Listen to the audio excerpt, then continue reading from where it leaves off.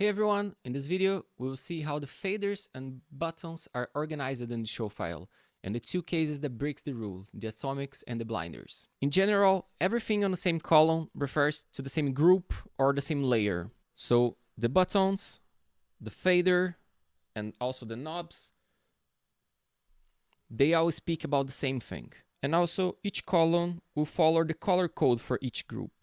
In this way, you can find them instantly. Let's start with the group columns. As we have seen in the other video, the first button and the bottom is the shutter attack. In the second button, we have the flash for the fixtures. So you can flash the whole group alternating between fixtures. And then we have the fader, which controls the dimmer. And here you have the effects toggle button, which will alternate between full and the effects that you applied. This knob is reserved for the temp knob function that we've seen before. And this last button is the shutter toggle button, which is the same button as we have in the layout. Just an easier shortcut. This last knob will work as a group master. And if you're on Pro tier, you can customize its function. The speed for the dimmer effects is controlled on the dimmer effects column. You can control the speeds directly on fader. You can reset to the global BPM. You can set it to double or half.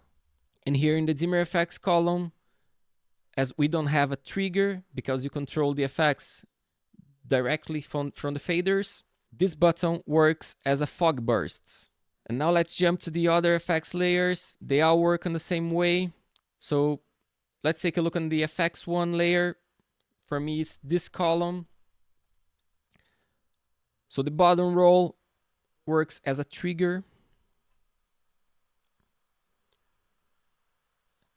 And the speed control works the same way as the dimmer effects. You can control the speeds directly on fader, reset to global BPM, and if you want to stay on time, you can use double and half.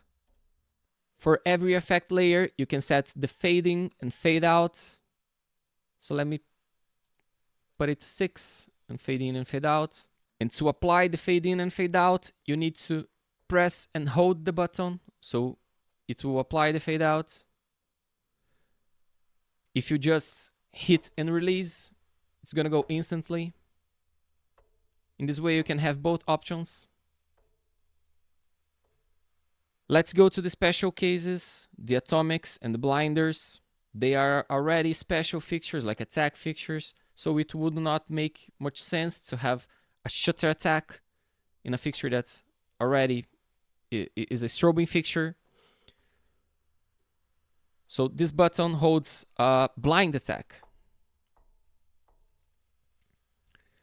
And also for the blinders, this button will hold the snap attack, which we have seen before.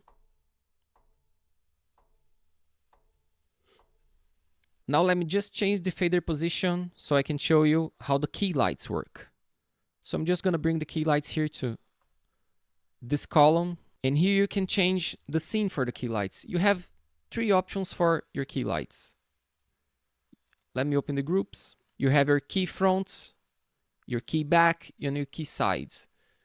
So you can set to all to use them all at once, front, back, side, or the compositions, front and side, or back and sides. And this button above the key lights is another way for you to control the global BPM.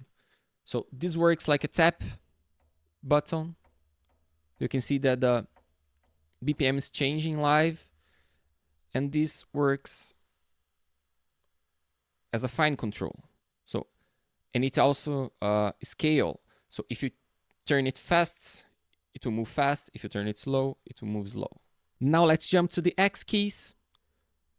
You also have one X keys column for each group with the color code, so you can find them easier.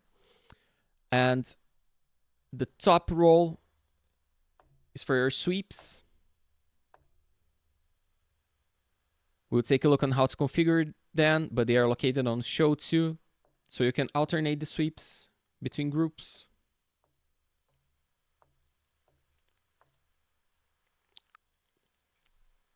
And the bottom row is for the taps.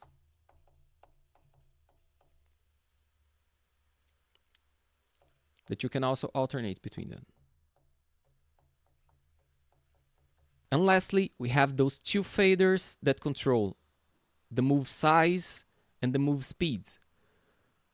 So let me turn on the beans. I'm gonna turn on the movement. I'm gonna turn on the size and the speed. So this way you can control your movements. And if you need those two faders to control like a sequence, if you're gonna operate a sequence here and you need them, you can use an option here on Show Setup. Let me close the 3D. Show Setup, fader position, and then you can set the move knobs to on. And then those two knobs are going to control both the size and the speed for your movements. Now that we have seen the logic for the faders and buttons and how you're going to trigger and control your effect layers, in the next video we will start to configure them.